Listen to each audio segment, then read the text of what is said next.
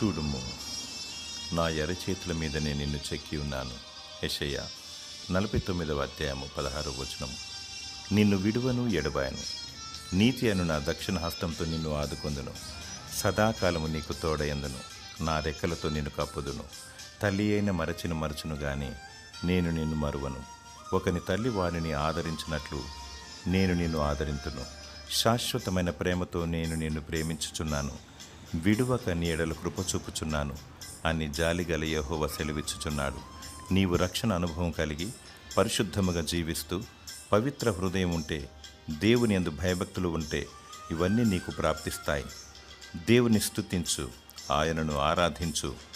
దేవుడు తన వాగ్దానాలన్నిటినీ నీ పట్ల నెరవేర్చునుగాక. ఆమేన్.